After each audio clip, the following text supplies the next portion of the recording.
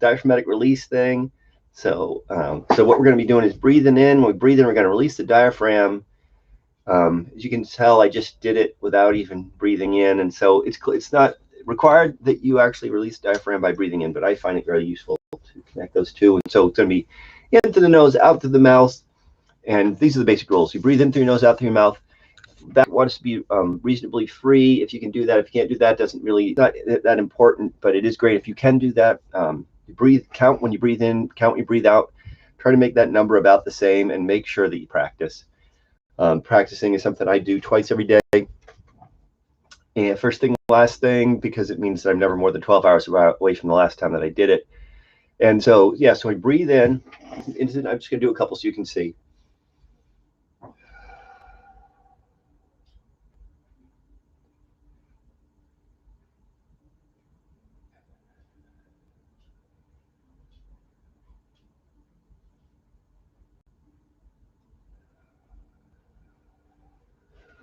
Now, the way that I do it, it's not about clearing your mind. It's not about any of that stuff. And the reason why it's not is because it's too complicated for me. I keep this as simple as I possibly can, because the most important thing is that diaphragmatic release, which indicates to your limbic system, that you're in an okay place, and it can reduce that what a lot of people are experiencing right now.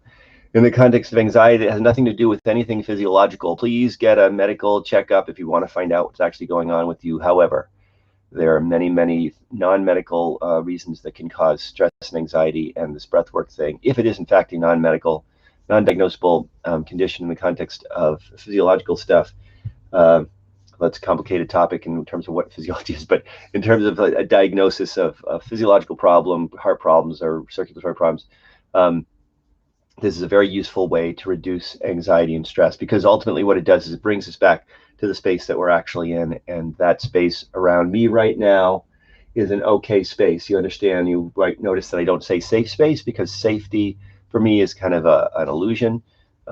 Safety is about some suggestion that I know what's about to happen, and I don't, but I do know right now that everything's okay, and so I stay linked to that notion. I find that very useful.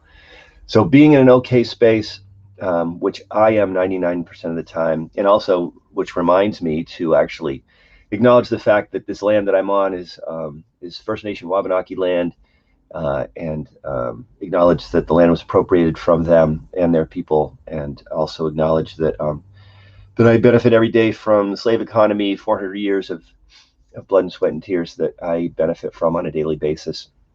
However, and which is one of the reasons why, most part, 98% of the time, am in an okay place, and I know that that's part of being a white person. However, this breath work practice works no matter what the space that you're in is, and it brings me back to a place of being at least way more centered and available to the place that I'm in, with the energy that I have for that place, for that space, for whatever is going on in that moment that I'm in. So that's it for What's Next with Dr. Earl today. I'll be back tomorrow with something else.